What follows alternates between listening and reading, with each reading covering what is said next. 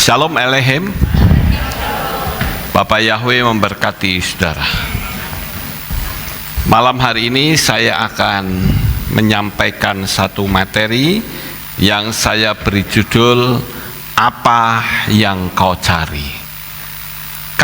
Kalau saudara saya tanya pada sore ini, kira-kira saudara hidup di dalam dunia ini apa yang saudara cari? Halo? Apa? Enggak. Keselamatan. Oke. Ada sebagian orang yang belum tahu. Saya bersyukur jemaat itu sudah tahu, saudara. Kalau yang dicari keselamatan, berarti tinggal kesetiaan kita beribadah saja. Betul, saudara? Ya, itu yang kita cari dan kita sudah mendapatkan itu. Bukan belum mendapat, tapi sudah mendapat. Jadi tinggal kita setia aja kepada Tuhan. Tapi ada pepatah dunia yang berkata hidup untuk makan atau makan untuk hidup. Kalau saudara milih yang mana? Makan untuk hidup. Karena orang kalau tidak makan pasti mati, saudara. Tapi kalau sebaliknya hidup untuk makan, berarti kalau saudara punya uang, saudara akan habiskan keuangan saudara untuk makanan, saudara. Ya, jadi itu benar sekali. Oleh karena itu, saudara, ada satu pepatah yang mengatakan, kalau kita bekerja, berpikirlah bahwa umur kita masih 1000 tahun. Apa maksudnya, saudara? Maksudnya adalah agar supaya kita kalau mengalami kegagalan, kita mudah untuk bangkit kembali. Kita berkata, umur saya masih 1000 tahun kok, harus bangkit. Gitu ya, saudara. Itu secara kejiwaan seperti itu. Artinya, kita pantang menyerah dalam menjalani kehidupan di dunia ini. Tetapi pepatah ini belum berakhir, saudara. Dilanjut dengan kata-kata, kalau engkau mendekatkan diri kepada Tuhan, berpikirlah bahwa besok kamu akan mati. Artinya, kita akan menjadi lebih sungguh-sungguh, saudara. Karena besok umur kita sudah selesai. Nah, bukankah kita sebetulnya seperti itu, saudara? Ya, umur kita itu sudah tinggal sedikit lagi, saudara. Sekarang saya akan tunjukkan satu hal. Saudara tahu orang ini? Namanya siapa, saudara? Steve Jobs. Ya, Steve Jobs. Saya kasih tahu bahwa orang ini adalah pendiri Apple. Jadi kalau saudara punya handphone merek Apple, kemudian komputer merek Apple, itu adalah bikinannya orang ini, saudara, Steve Jobs. Namun sayang sekali bahwa Steve Jobs ini, sekalipun dia sebagai miliarder, ya, tapi dia sudah tutup usia. Pada umur 56 tahun. Tetapi ada hal yang menarik dari Steve Jobs ini, saudara. Yaitu kata-kata terakhir sebelum dia meninggal dunia. Ya, saya akan terjemahkan dalam bahasa Indonesia agar saudara sudah bisa tahu. Apa yang diucapkan kalimat terakhir menjelang kematiannya. Dia katakan, ya, saya telah mencapai kesuksesan besar dalam hidup. Namun, selain pekerjaan saya, memiliki sedikit kegembiraan dalam hidup pada masa kini, yaitu orang-orang yang mengasihi aku. Artinya, saudara, secara finansial, itu dia tidak kekurangan. Dia menjadi miliarder. Bahkan kalau saya boleh katakan miliardernya itu bukan duit rupiah, ya. Miliardernya itu duit dolar, saudara. Jadi saudara bisa bayangkan berapa keuangan atau kesuksesan dari Steve Jobs ini dalam bekerja, saudara. Sampai dia menghasilkan uang sedemikian. Ya, tapi dia katakan, namun selain pekerjaan saya memiliki sedikit kegembiraan. Saudara perhatikan apa yang dia katakan, sedikit kegembiraan. Justru menjelang kematiannya, dia bisa dekat dengan keluarga. Bisa dekat dengan teman-temannya. Jadi mendapatkan kebahagiaan secara moral itu cuma sedikit, saudara. Sisanya dia habiskan untuk apa? Cari kerja. Kerja, dan kerja terus. Pagi, siang, sore, malam kerja, pokoknya nggak habis-habisnya. Yang penting aku bisa meraih kesuksesan. Saudaraku yang terkasih, dia katakan, ketika saya terbaring di tempat tidur, sakit, saya menyadari bahwa semua pengakuan dan kekayaan yang saya miliki tidak berarti apa-apa di hadapan kematian yang tidak bisa dihindari. Pastikan Anda memiliki kenangan hangat sementara Anda masih hidup. Hanya kenangan itulah yang akan menghangatkan jiwa saudara. Semakin tua, kita semakin bisa memahami bahwa kehidupan, keakraban, hubungan antara manusia satu dengan yang lain itu jauh lebih penting daripada kekayaan manapun. Karena kekayaan itu tidak akan kalau orangnya tidak rohani, tidak akan membawa kepada kebahagiaan. Tapi kalau orangnya rohani, kekayaan itu justru bisa mencari teman. Bisa membawa teman-teman datang kepada Tuhan.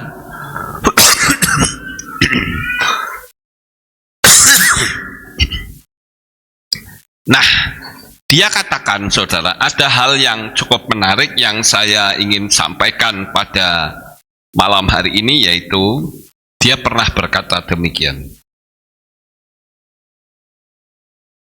Jam tangan, baik yang mahal maupun yang murah, itu menunjuk pada waktu yang sama.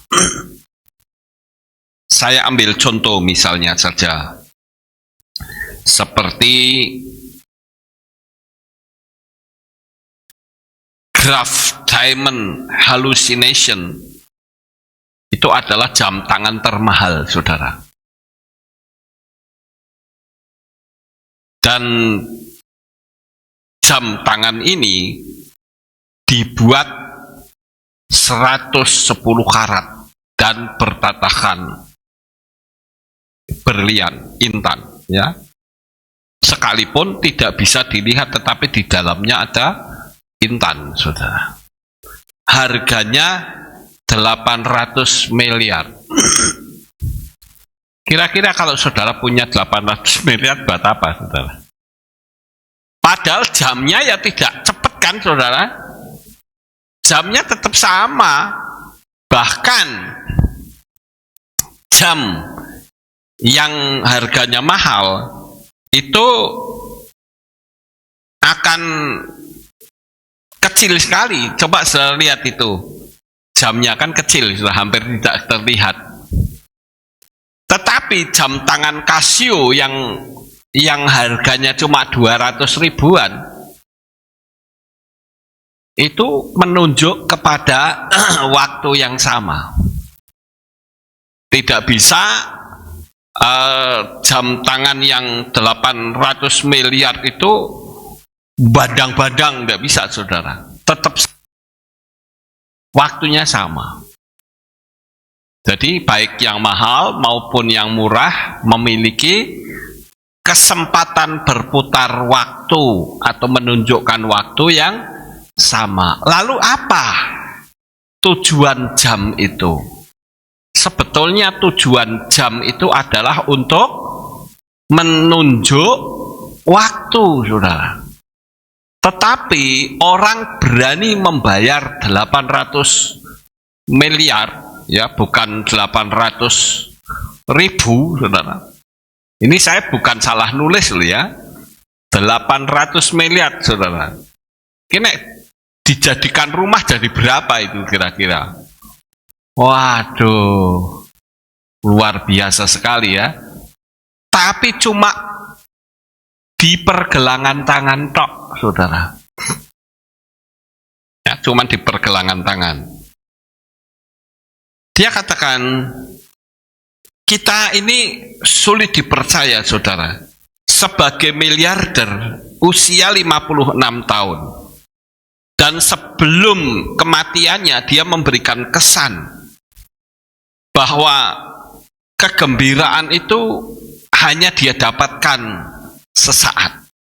Bukankah ketika kita ada di dalam dunia ini kita cari kegembiraan? Ya. Tetapi ternyata dia tidak mendapat banyak kegembiraan. Nah, saudara yang terkasih, saat ini saya baru mengerti, saudara. Sekarang baru ngerti. Dulu sempat saya berpikir, kenapa ya ada orang-orang tua yang berkata, aku capek, aku lelah, aku sudah nggak pingin hidup lagi, sudah selesai. Saya pikir, kenapa ya ngomong kayak gitu? Ternyata, saudara, kalau dikatakan aku capek, itu capeknya bukan cuman rohnya saja, tetapi capek tubuhnya, saudara. Seperti misalnya naik tangga saja, sebentar, aduh capeknya luar biasa. Kita bekerja sebentar, capeknya luar biasa. Padahal ketika muda masih bisa olahraga dengan kuat. Betul, saudara? Tapi setelah tua capek, saudara. Mau berdiri saja kakinya linu. Ya. Mau jalan saja sulit. Maka pada waktu saya mengalami stroke itu, saudara, saya berpikir saya pasti lumpuh total. Karena untuk jalan susahnya setengah mati, saudara. Sakitnya minta ampun. Itu baru saya tahu, oh ternyata ini alasannya. Orang tua mengatakan, aku capek, aku lelah, sudah percuma, aku ingin mati saja. Karena memang fisiknya betul-betul capek. Saya waktu di rumah sakit itu sulit sekali jalan, saudara. Jalannya sulit sekali. Saya bilang, wah gini keterusan saya bisa lumpuh total kalau kayak gini. Ya. Jadi saya boleh dibilang mengalami drop kelumpuhan itu sudah 30%, bahkan mungkin 20%, saudara. Kalau buat jalan tuh sudah, wah minta ampun sakitnya. Tetapi puji Bapa Yahweh, saya bisa sehat kembali, bisa berjalan, bahkan jalan kaki. Waktu jalan-jalan tuh pernah mencapai rekor jalan 7 kilo. Ya. Nah, seperti halnya besok kita mau jalan-jalan, tuh seperti itu, saudara. Saya bersyukur. Makanya kalau saudara masih kuat, ya sungguh-sungguh menyanyi buat Tuhan. Kemudian dia katakan, saudara, dompet yang termahal di dunia ini harganya 20,21 miliar dolar loh, saudara. Bukan rupiah. Ya, tapi yang asli, saudara. Bukan palsu, kalau palsu bisa 100 jutaan saudara ya. Ini Hermes yang betul-betul asli dibuat oleh tangan. Mencapai 20,21 miliar. Lan terus terang nek saya, yos lebih baik tak tukoke omah, betul nggak saudara? Ya, kok 20,21 miliar dolar, kok cuman gue dompet tok, ya, cuman buat dikantongi. Dan dompet buatan sendiri seharga cuma 1 nasi bungkus, fungsinya tetap sama. Ya, apakah dompet miliaran itu seperti kantongnya Doraemon? Ya, bisa ngantongi macam-macam? Tidak, tetap sama, isinya sama, saudara. Lain kalau misalkan Doraemon, ya, Doraemon kan kantong ajaib itu namanya, ya, itu bisa ngisi banyak sekali. Kipas angin ya masuk, ya. Nah ini saudara. Kemudian rumah termahal dengan harga 4,474 triliun. Jadi saudara punya duit 1 triliun, nggak bisa buat beli rumah itu saudara. Sekarang coba saudara lihat, rumah itu indah nggak saudara? Bagus nggak? Bagus. Pengen punya? Pengen, tapi mimpi. Ya.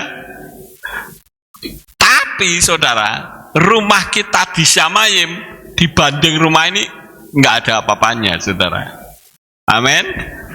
Ya, karena lantainya saja terbuat dari emas. Hebat bukan? Lantainya terbuat dari emas. Dan tidak ada pencuri. Dan suasana penuh dengan cinta kasih yang kudus. Itu adalah kerajaan Samayim. Waktu kita mati nanti, atau teman-teman kita yang sudah mendahului kita, ya, mereka sudah memiliki rumah sendiri di Samayim, saudara. Suasana penuh dengan hadirat Tuhan dan penuh dengan kemuliaan. Kita bisa menikmati suasana Samayim. Ayo kita baca, ya, kita baca. Kita baca Matai terlebih dahulu, saudara. Ayo kita baca. Yang bawa kitab suci, kita baca. Matai 6 ayat 18 sampai 20, bukan 29, saudara. Itu salah nulis, ya. Itu salah nulis. 18 sampai 19 sampai 20. Ya, 19 saja sampai 20. Janganlah menimbun harta di bumi, tempat ngengat dan karat merusak, dan tempat pencuri membobol dan mencuri. Namun, kumpulkanlah hartamu di Samayim, tempat baik ngengat maupun karat tidak merusak, dan tempat pencuri tidak membobol maupun mencuri. Jadi amannya itu super canggih, saudara. Niat untuk mencuri saja, niatan saja sedikit di pikiran nggak ada, saudara. Itulah kerajaan Samayim, tempat tinggal saudara semua. Amin. Tapi kalau setia, saudara, kalau akhirnya nggak setia ya goodbye, ya, nggak bisa. Ya, karena justru di akhir itu harus lebih baik. Jadi kalau saudara pengen tahu rumah saudara-saudara kita yang sudah dipanggil Tuhan itu kayak apa? Nah itu, rumah yang terbaik pun nggak ada apa-apanya, saudara. Ya, saya sengaja perbandingkan rumah yang termahal di dunia seharga 4 triliun 4 474 miliar.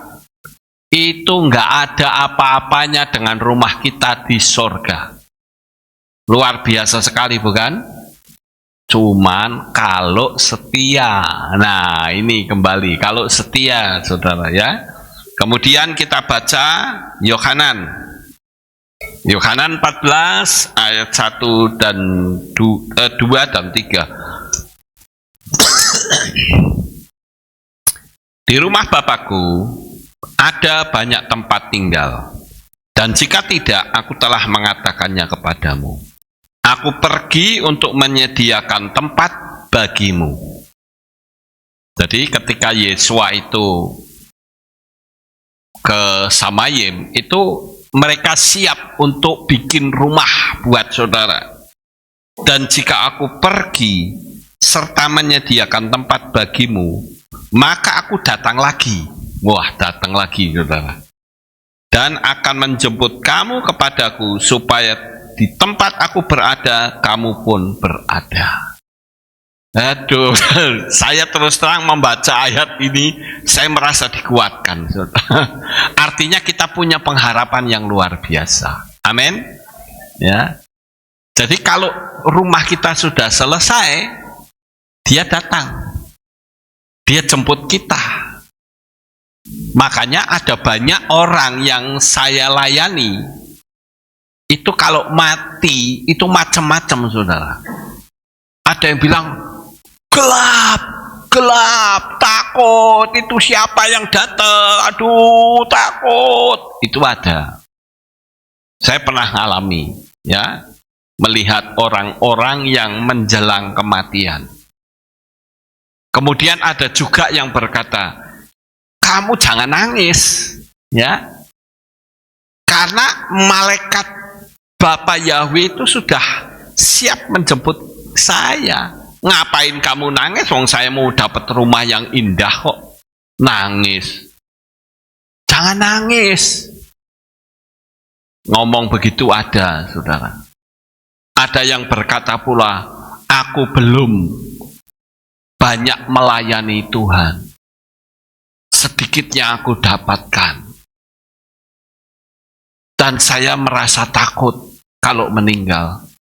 Tapi sekali lagi saya katakan, saudara tidak perlu takut, karena saudara sudah pasti mendapatkan keselamatan. Ya. Bukan semoga, bukan mudah-mudahan, saudara. Tapi pasti. Ya. Banyak orang kan kalau upacara pemakaman kan selalu semoga arwahnya diterima di sisi Tuhan. Itu menurut saya itu sebuah penghinaan, saudara. Kecuali kalau yang mati itu mati bunuh diri, nah itu lain masalah. Dan saya kalau upacara orang yang mati bunuh diri, saya tidak akan nyinggung orang yang mati. Tapi kalau orang yang meninggal itu setia pelayanan, setia ibadah, saya akan mengatakan bahwa orang ini sekarang sudah masuk ke negeri cahaya. Dapat saudara bayangkan kayak apa indahnya, saudara. Karena pernah ada orang yang mendapat penglihatan. Saya juga mungkin dulu masih kecil pernah lihat, saudara. Waktu masih kecil, ya, itu bunga-bunga, ya, itu kok bisa keluar cahayanya, saudara. Bunga-bunga itu keluar cahayanya. Kemudian tempatnya indah, luar biasa. Saya berpikir, kenapa ya saya mimpi apa ya kayak gini? Saya pernah melihat itu, saudara, dalam mimpi pada waktu saya masih kecil, ya. Saudara percaya boleh, enggak boleh. Tapi saya mempercayai bahwa itu mungkin kerajaan surga. Cuman kan saya enggak ngerti, saudara. Ya. Tempatnya itu luar biasa indahnya. Enggak bisa diomongkan. Yang jelas bunga-bunga itu kayak sekarang itu macam bunga-bunga yang ada cahayanya itu pakai listrik itu loh, saudara. Ya. Nah itu dulu saya melihat seperti itu, bunga-bunganya kok cantik-cantik sekali bunganya. Tapi semua bercahaya, saudara. Makanya setelah saya dewasa, saya menyebut negeri cahaya. Di mana-mana. Dan anehnya, tidak ada malam di sana, saudara. Cahayanya ya kayak matahari, tapi kok tidak panas. Tidak pula menyilaukan. Pokoknya enak sekali suasananya. Nah, jadi teman-teman kita yang sudah mendahului kita itu seperti itu. Ya, berada di tempat yang kayak begitu, saudara.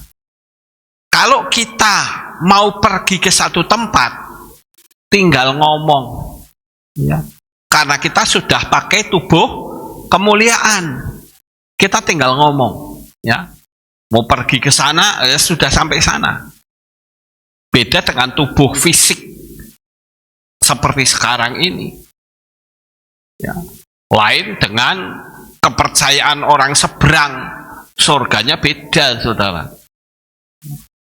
Tapi itu tidak perlu kita bicarakan. Yang kita bicarakan indahnya kerajaan Syamayim, indahnya negeri cahaya, saudara. Ada juga orang yang mendapatkan penglihatan. Ya, saya pernah dengar. Kalau orang itu memuji Tuhan, itu dari mulutnya keluar cahaya, saudara. Hebat sekali. Bisa cahaya merah, kuning, bagus sekali. Kalau kita menyanyikan yang keluar abab tok, saudara. Lo betul nggak? Abab, apalagi nggak sikatan. Wah, ababnya baunya luar biasa. Makanya saya kalau pakai mic itu, aduh ampun dah. Ya. Tapi kalau di Samayim itu setiap yang memuliakan Tuhan itu dari mulutnya keluar cahaya yang sangat indah.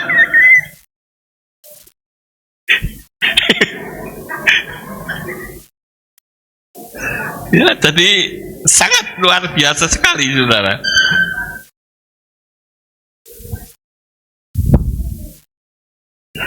Nah,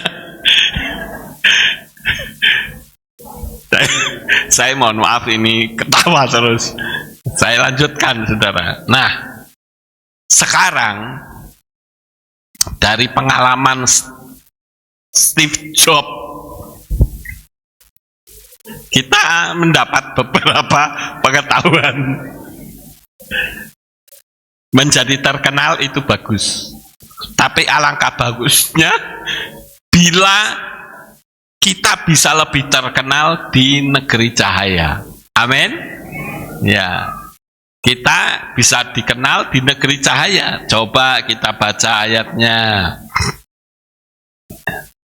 Matius pasal 7 ayat 23. Nah, saudara perhatikan. Pada waktu itu aku akan mengatakan kepada mereka, aku tidak pernah mengenal kamu, enyahlah dariku, hai kamu yang mengerjakan kejahatan. Lah, coba saudara bayangkan, kalau kita tidak dikenal oleh Tuhan, bagaimana itu? Kan ngeri sekali, saudara. Kita sudah mati-matian. Nah, ini supaya kita dikenal apa? Motivasi kita mesti benar. Amin. Jangan motivasinya, wah, saya tak ke gereja karena pacar saya ada di sana. Saya tak ke gereja karena mertua saya ada di sana. Saya tak ke gereja karena rekan bisnis saya ada di sana. Itu bukan mencari Tuhan namanya. Ngerti nggak, saudara? Tapi motivasinya sudah salah. Motivasinya ngawur. Ya. Kemudian ketika ada benturan, mundur dari Tuhan. Ya, saya mundur dari Tuhan. Wes ora gerejo-gerejonan, ora kehilat-kehilatan. Jangan sekali-kali saudara ngomong begitu. Kalau saudara ngomong begitu, saudara akan dikejar terus. Akan tiba saatnya Saudara berkata, ora gereja-gerejonan, ora kehilat-kehilatan, pasti terjadi. Jadi kalau saudara pernah ngomong begitu, cabut. Saya harus setia, berjuang iman saya sampai akhir. Amin. Ya. Kita hidup tuh paling lama berapa sih?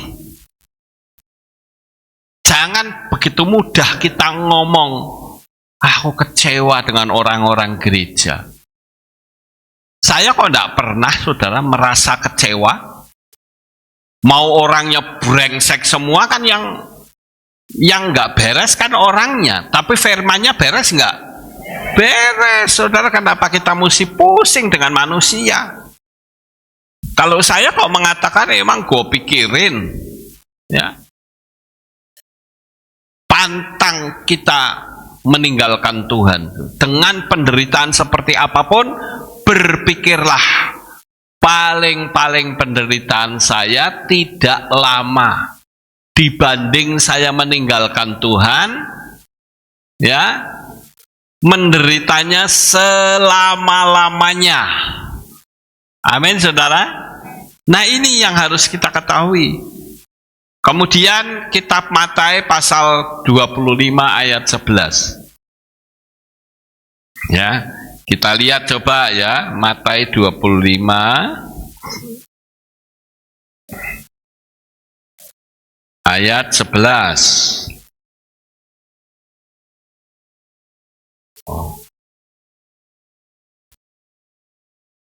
25 ayat 11. Dan sesudah itu datanglah pula gadis-gadis selebihnya seraya berkata, Tuan, Tuan, bukakanlah bagi kami.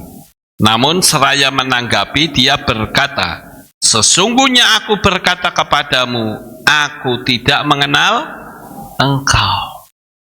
Coba perhatikan ayat selanjutnya, saudara. Karena itu berjaga-jagalah, karena tidak mengetahui hari bahkan waktu ketika anak manusia itu datang. Bayangkan, saudara. Kalau kita berketemu di kursi pengadilan Tuhan lalu berkata, maaf nak, namamu tidak tercantum dalam kitab kehidupan. Saudara mau nangis darah sekalipun, nggak ada pengampunan, saudara.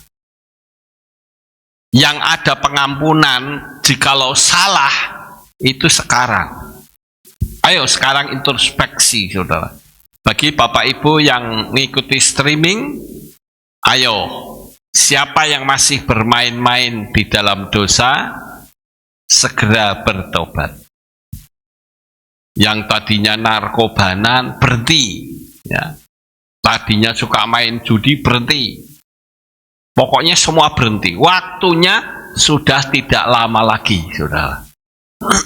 Jadi yang terpenting, kita itu harus dikenal oleh kerajaan Samayim atau kerajaan sorga.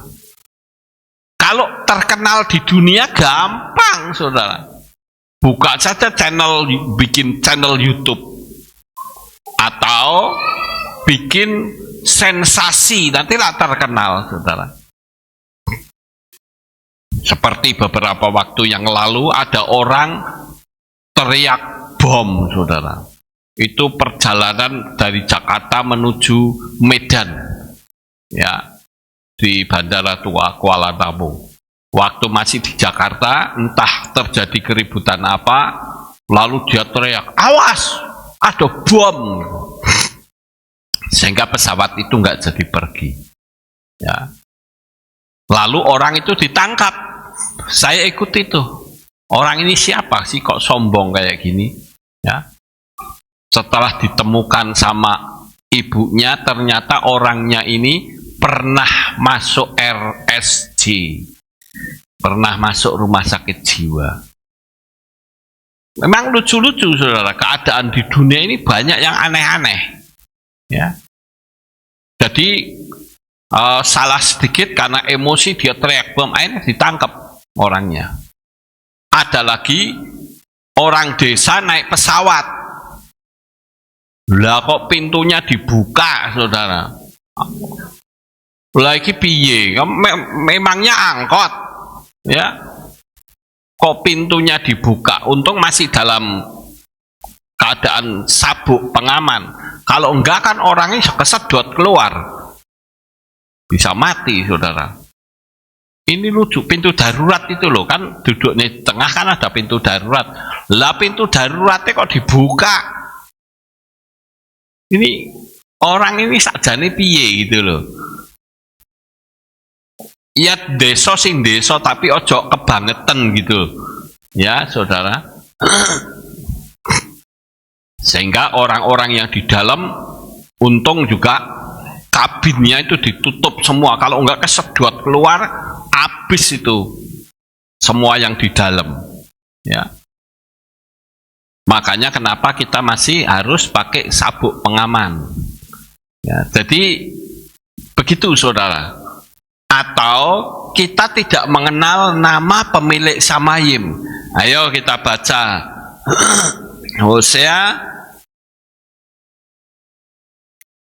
Hosea pasal 6 ayat yang ketiga.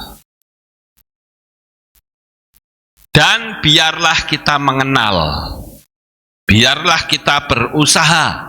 Perhatikan kata berusaha untuk mengenal Yahweh, yang kemunculannya seperti fajar yang menyingsing, dan dia akan datang seperti hujan awal dan hujan air bagi kita. Dia akan menyirami bumi. Kita harus mengenal Bapa Yahweh, saudara. Dan itu bukan jaminan pendeta bisa kenal Yahweh. Lawang wis jelas-jelas loh, kitab sucinya mengatakan, panggillah namanya. Lah karena mentang-mentang dia belajar sama orang Yahudi, sekarang panggilnya Hashem. Lah itu lucu, saudara. Nggak masuk akal sama sekali. Ya. Wong kitab suci mengatakan berusaha sungguh-sungguh. Wong kita sudah mengenal Bapa Yahweh pun hati-hati loh, saudara. Jangan sampai kita kepleset lalu kita mundur dari Tuhan. Kita meninggalkan Dia. Itu nggak boleh, saudara. Ya. Jadi kita harus terkenal. Kalau terkenal di dunia gampang, terkenal di akhirat itu yang sulit. Kita harus sungguh-sungguh. Ya, akhirat itu kan dari kata akhir. Dunia orang mati, kita harus dikenal oleh Tuhan. Ya. Yang kedua, mengejar kekayaan sudah bukan lagi masanya. Kita yang memiliki bukan lagi milik kita. Tuhan sengaja izinkan hal ini agar mencari Dia. Saudaraku yang terkasih, kita tahu bahwa saat ini orang sekalipun dia memiliki uang banyak, itu tidak akan bisa menikmati, saudara. Kita tinggal tunggu berapa hari lagi, tanggal 17 Agustus. Ya. Karena 17 Agustus saya berani ngomong karena ini sudah umum. Ya, 17 Agustus nanti akan ada ID payment. Saudara masih ingat? Yang kemarin saya bilang ada ID payment. Bahwa saudara mau jual beli apapun bisa dideteksi, saudara. Jadi mau beli apapun akan ketahuan. Dan nanti ID payment ini adalah merupakan kerjasama antara BI, Bank Indonesia, dengan Mata Satu. Ya, saudara. Jadi sudah betul-betul sekarang terbuka. Dan nanti uang saudara, ini serba repot, saudara. Dikatakan kalau disimpan di bank tidak melebihi waktu yang ditentukan, uangnya tidak bisa diambil, uangnya diblokir sama PPATK. Kalau sekarang pun sudah terjadi, saudara, pemblokiran seperti, tapi pemblokirannya dari bank. Kalau uang saudara ngendap lebih dari 3 bulan, biasanya bank itu memblokir. Tapi bukanya, kalau saudara ingin transaksi, membuka blokiran bank itu tinggal ngomong di kantor keuangan di bank itu sendiri, di kantor bank. Saya mau transaksi, kalau nggak bisa, mereka buka. Tapi kalau yang PPATK itu ribet, saudara. Dan sudah ada jutaan yang diblokir. Kemarin karena gonjang-ganjing ribut, ya, orang-orang di Jakarta pada narik dana besar-besaran, sampai semua hampir beberapa ATM itu rusak, saudara. Karena kerjanya kan berat sekali. Ini persis kayak Yunani. Yunani sekarang sudah kolab sama sekali. Nah, karena mereka antri dari pagi untuk narik dana sampai ATM-nya rusak. Dan saudara tahu bahwa saudara nyimpen 3 bulan tidak dipergunakan, uang diblokir. Nah, tetapi dengan tanggal 17 ini, nanti lama-lama akan menjadi uang digital, saudara. Uang yang saudara tarik dan simpan di rumah tidak berlaku. Harus saudara bawa ke bank lagi dan dijadikan digital. Di Swedia itu sudah 100% menggunakan uang digital. Di Swedia, Sweden, itu sudah 100%. Kemudian di China itu sudah 90%. Jadi kalau saudara mau beli apa-apa, no, kami tidak terima uang cash. Jadi uang cash saudara tidak berlaku. Ini kan serba susah, dilema, saudara. Makanya saya katakan seperti gambar ini, ngejar duit, tapi dia tidak tahu kalau di depannya ada lubang. Nanti tahu-tahu mati aja, saudara. Ini luar biasa keadaan, suasana. Kalau saudara mau mengamati suasana atmosfer di Indonesia ini semakin tidak menentu, saudara. Ya, semakin mengerikan. Makanya saya katakan, ayo lebih sungguh-sungguh lagi. Ya, karena uang yang saudara punyai sebentar lagi bisa tidak berlaku. Apalagi setelah masa rapture. Setelah rapture, uang saudara betul-betul saya katakan nol, bodol, saudara. Betul-betul. Kecuali kalau saudara mau jadi anggota triple six, ya duit saudara nggak apa-apa, utuh. Ya. Tapi apakah orang percaya itu yang ketinggalan sekalipun, saudara? Apakah mereka mau untuk jadi anggota triple six? Nggak mungkin. Gara-gara saya tidak mempercayai sehingga saya ketinggalan. Sekarang saya tak mempercayai supaya saya dapat upah masuk ke kerajaan 1000 tahun. Tapi untuk bisa bertahan tidak mudah, saudara. Saudara mau pergi kemana coba? Ayo. Mau pergi ke hutan? Saudara dilacak, ketemu, saudara. Saudara mau pergi kemana? Ke laut? Bisa dilacak. Saudara pergi ke gunung? Saudara bisa dilacak. Apalagi, mohon maaf, yang sudah terima triple six akan mudah dilacak. Makanya saya akan gembar-gembor, ya. Jangan sekali-kali, ya, karena nggak ngerti, ya salah dewe, ora ngikuti, saudara. Nah ini makanya saya katakan, mumpung masanya belum, ya saya katakan lebih sungguh-sungguh kepada Tuhan. Jangan saudara kerja terus, jangan. Ya. Kekayaan dihimpun sudah bukan masanya. Karena tahun 30, ya saya harap saya ngomong ini tidak di take down ya.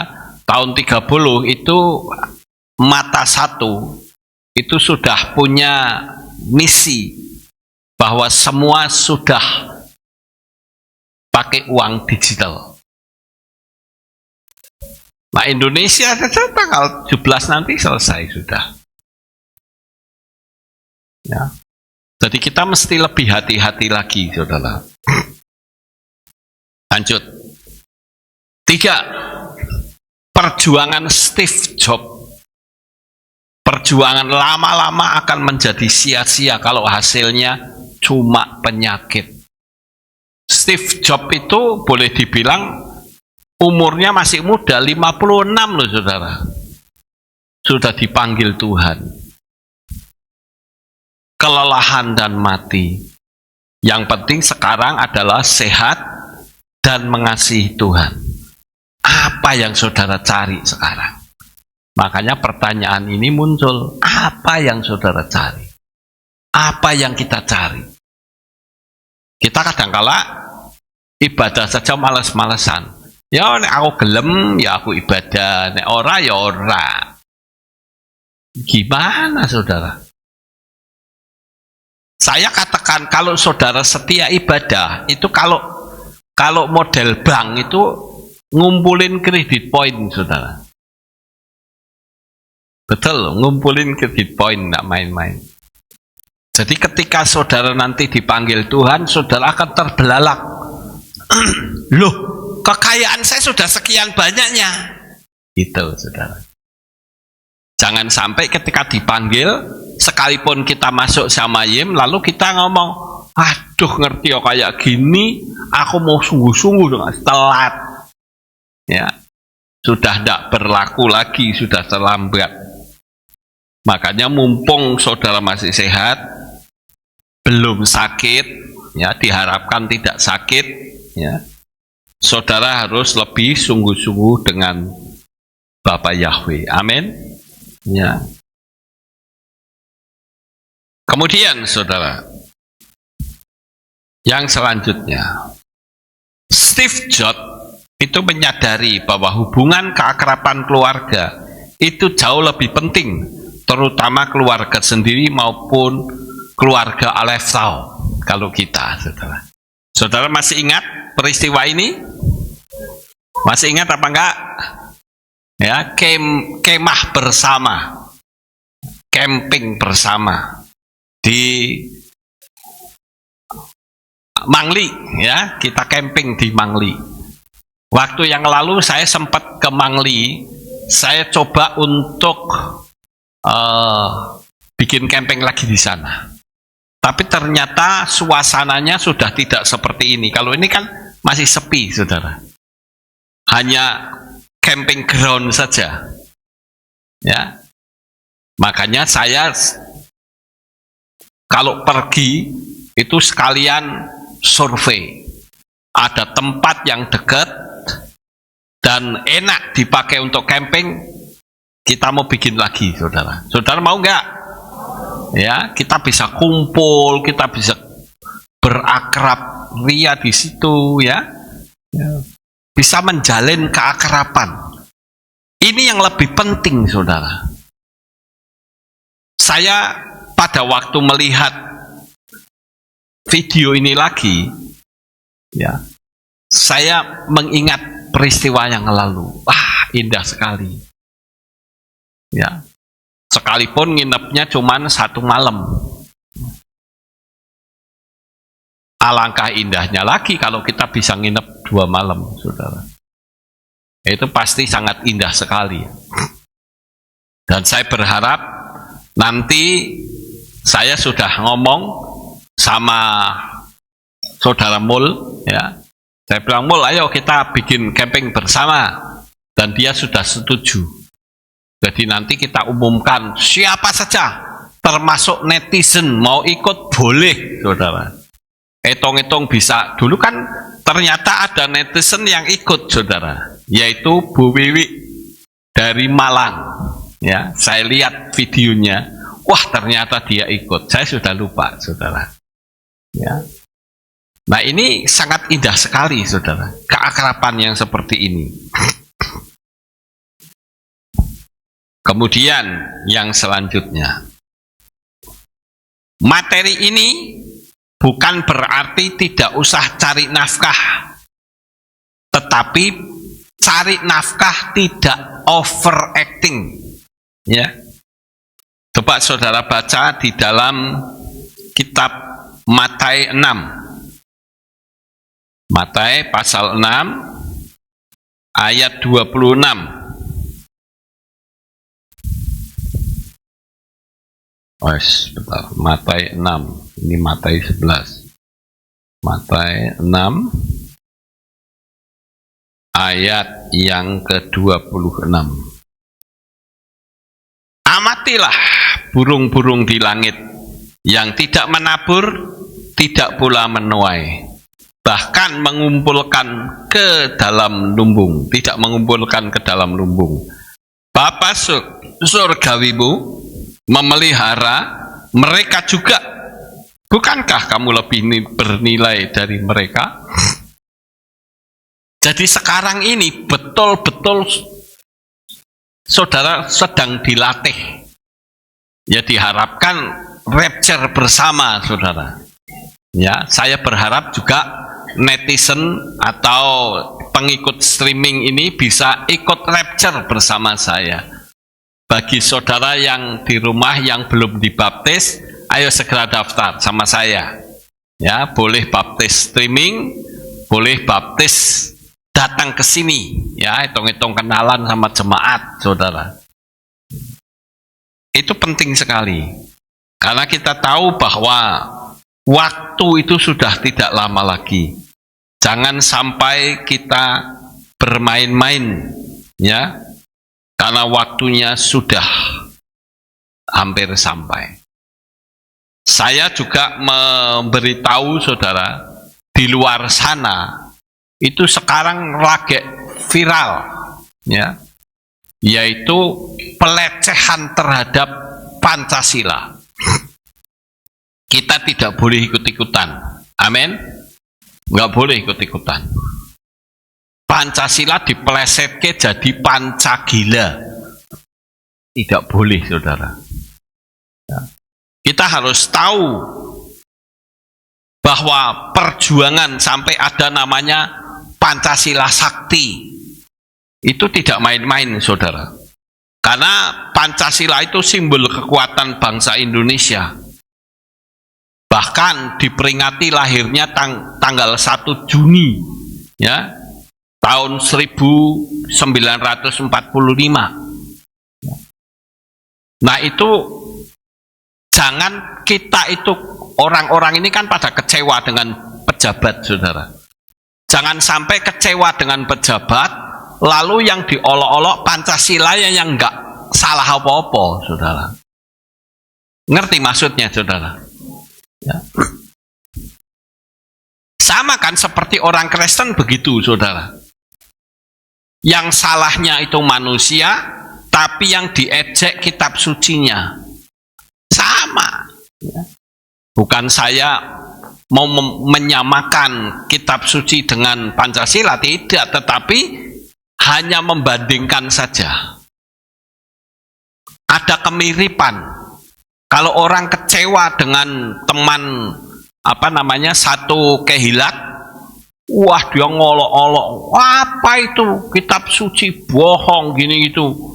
Waduh lah, yang kitab sucinya tidak salah kok melu diolok-olok, ya. Seperti para mukalab kan begitu, saudara. Apa itu Kristen makan babi? Kan kitab sucinya tidak memperbolehkan. Iya toh? Nah, kalau sampai melihat orang yang seperti itu ya terserah, itu manusianya kok. Sama seperti saya, saudara. Makanya saya katakan, kalau saya melihat manusia kecewa, saya mundur dari Tuhan. Tapi yang saya lihat adalah kitab sucinya, ya. Karena kitab sucinya itu tidak salah. Mengolok, mengejek, ya itu tidak boleh, saudara. Sama seperti Pancasila diolok-olok, dijadikan dipelesetkan seperti tadi, itu tidak betul, saudara.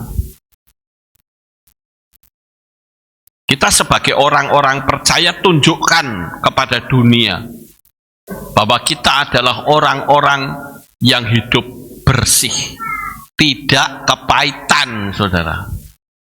Kalau memang dari segi hukum nggak suka dengan orangnya, ya tangkap orangnya, kan gitu. Misalkan munculnya adanya koruptor, adanya intoleransi, adanya teroris, ya ditangkap orangnya. Jangan Pancasilanya yang diucek-ucek, saudara. Itu tidak betul, ya. Kemudian sekarang ini sedang rame-ramenya, yaitu apa? Bendera merah putih disandingkan dengan bendera One Piece. Kata One Piece itu, piece-nya bukan tulisannya PAC, ya. Kalau PAC itu artinya peace, padha wae ngrungokne suaranya peace, padha wae. Tetapi PAC atau peace-nya, tulisan PAC itu damai. Tapi sini adalah PEC tulisannya. PEC itu artinya membagi. Jadi satu terbagi-bagi. Ya kalau kita tidak suka sama pejabat, sekali lagi, jangan menyandingkan bendera merah putih disandingkan dengan One Piece, saudara. Saudara tahu nggak pendeta gambar One Piece itu dari mana? One Piece itu adalah bendera serial film yang dari anime dan manga Jepang yang diciptakan oleh Eiichiro Oda. Nah, serial ini ya menceritakan petualangan Mankeda di Lutfi, ya. Lutfi itu sebagai bajak laut, saudara, yang pakai topi jerami, ya. Jadi dikenal dengan bajak laut yang mencari harta legendaris, harta karun yang dikenal sebagai One Piece. Nah, One Piece itu padha wae kelompok bajak laut, kelompoknya Lutfi, saudara. Kita sebagai orang percaya jangan begitu. Ya, itu anime dari Jepang. Saya tadi siang coba untuk lihat, ya, jajal One Piece ki sakjane filmnya kaya apa. Saya lihat, hanya seperti itu. Yang saya pikirkan itu, ini yang memulai dulu di Indonesia siapa ya? Kok orang pada ikut bebek, saudara? Jadi sekali lagi, saya di sini menyampaikan secara resmi. Kalau saudara dipaksa untuk masang One Piece, jangan mau, saudara.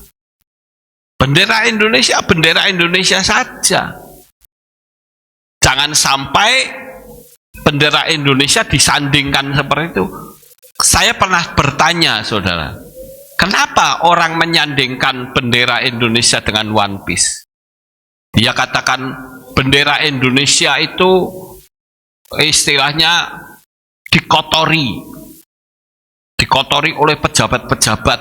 Ya, tapi jangan disandingkan dong. Saya berpikir justru kita berpikir bahwa bendera Indonesia itu untuk meraihnya itu perjuangannya tidak gampang, saudara. Itu berdarah-darah. Ya. Kok sampai disandingkan sama bendera bajak laut lagi, piye, saudara? Ya. Sekarang itu Saudara akan lihat di mana-mana itu, di truk, ya, di rumah-rumah dipasangin begitu. Saya berharap kalau kita cinta Indonesia, jangan disandingkan dengan bendera bajak laut, saudara. Kalau saya melihat bendera Indonesia itu, saya melihatnya apa? Perjuangannya nggak main-main. Pahlawan yang gugur itu banyak sekali. Apalagi banyak dari kalangan Tionghoa, saudara, juga ikut berjuang. Ya. Jangan begitulah. Tapi kita tidak boleh ikut-ikutan. Amin, saudara. Jadi saya berharap agar supaya kita menjadi orang-orang percaya yang sungguh-sungguh. Kalau kerja yang betul. Nah, jangan ikut-ikutan, apalagi kerja terforsir, saudara.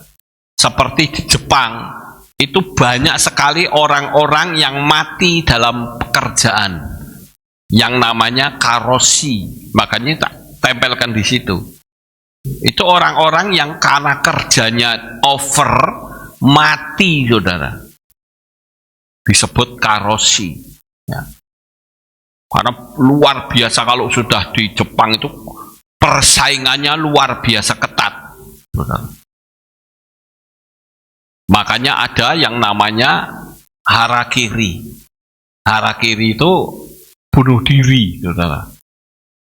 Kalau orang Jepang itu kan punya budaya malu, ya. Wah, kalau kalah saingan malu.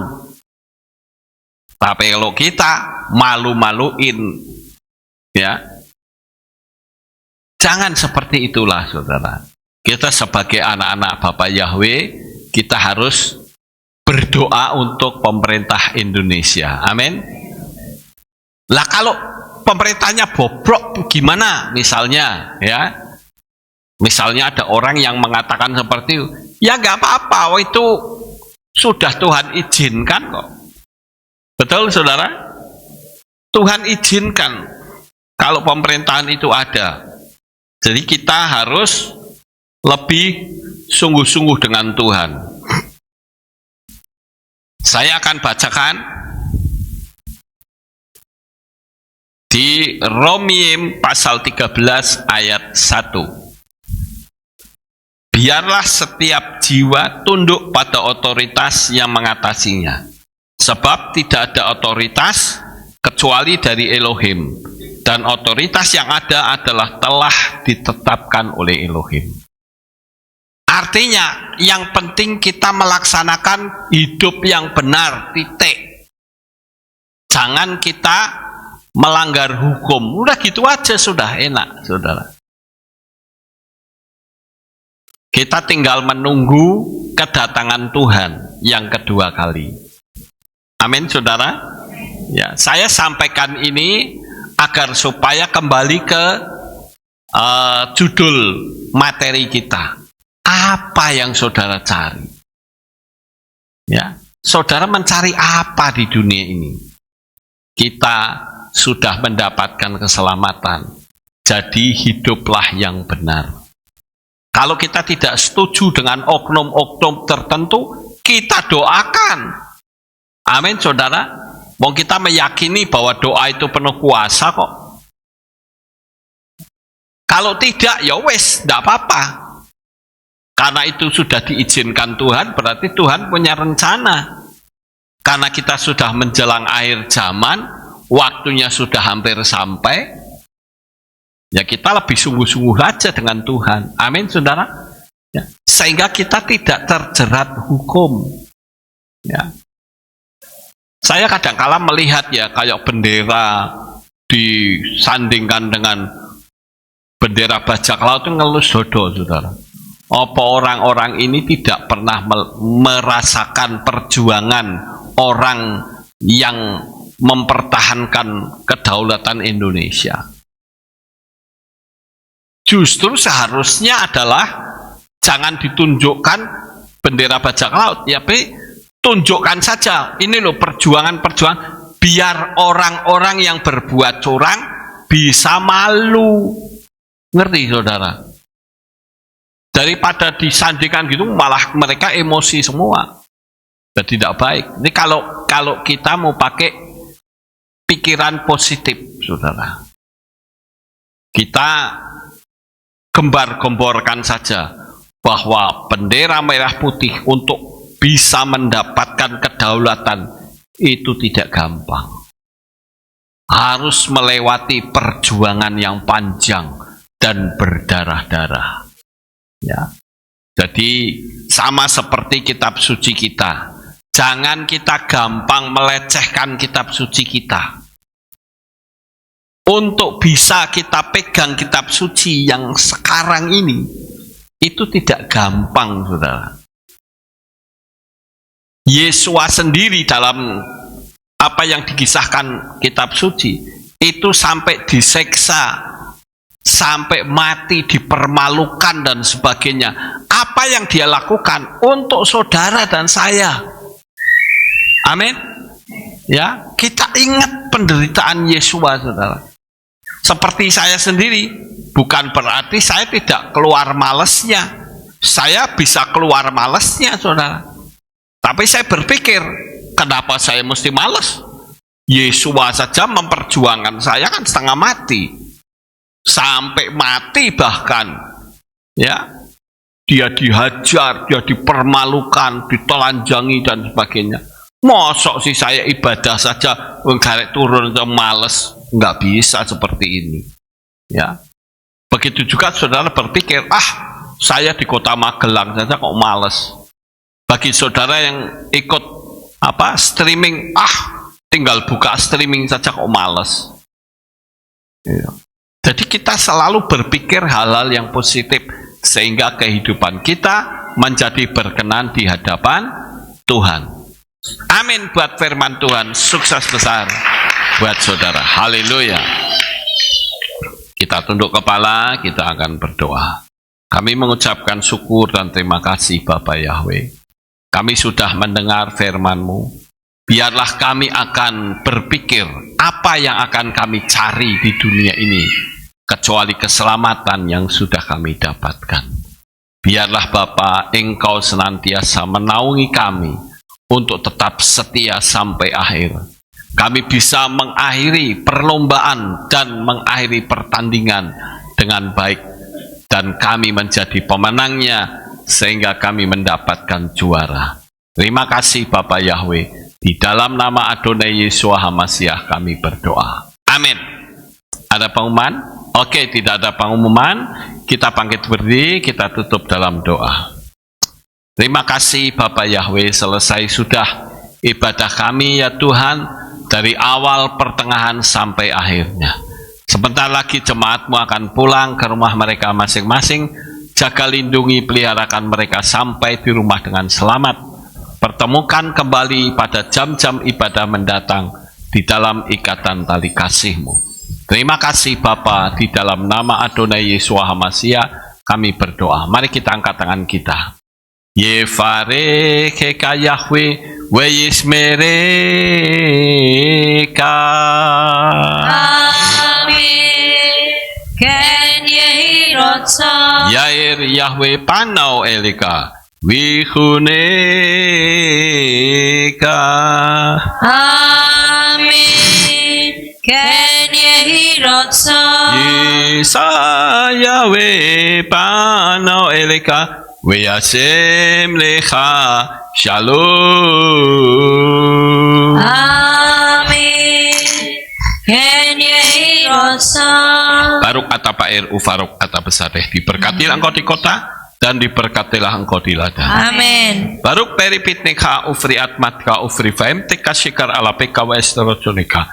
Diberkatilah buah kandunganmu, diberkati hasil bumimu, hasil ternakmu, anak-anak lembumu dan anak-anak dombamu. Amin. Baruk tan aka umis syartika, diberkatilah bakulmu dan tempat adonan. Amin. Baruk ata bawaika ufaruk ata betseteka, diberkatilah engkau pada waktu masuk dan diberkatilah engkau pada waktu keluar. Amin. Baruk ata Yahweh Eloheinu melek haolam, b'shem Yeshua HaMashiach wa ruach hakodesh. Kile olam faed, kami sudah berdoa dan mengucap syukur. Amin. Amin. Haleluya.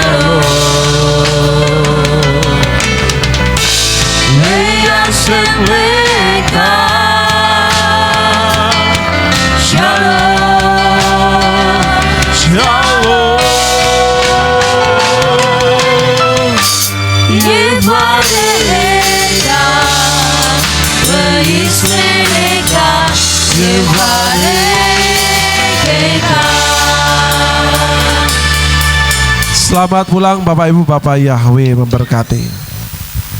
Haleluya, terpujilah Bapa Yahweh yang Maha Kuasa. Terima kasih atas kehadiran Bapak Ibu Saudara sekalian dalam ibadah bersama kami di Kehilat Alef Tau Magelang. Doa saya Bapa Yahweh memberkati dengan kesehatan yang sempurna, damai sejahtera dan berkat materi yang semakin melimpah. Kami menunggu kembali kehadiran Bapak Ibu Saudara sekalian pada jam yang tersedia. Hari Sabat jam 5 pagi, hari Minggu jam 6 pagi, hari Rabu jam 6 sore. Siap sedialah sebagai mempelai Hamasiah untuk menyambut kehadiran mempelai pria kita yaitu Adonai Yeshua Hamasiah di awan-awan yang permai. Amen lehitraot. Shalom, sampai jumpa kembali.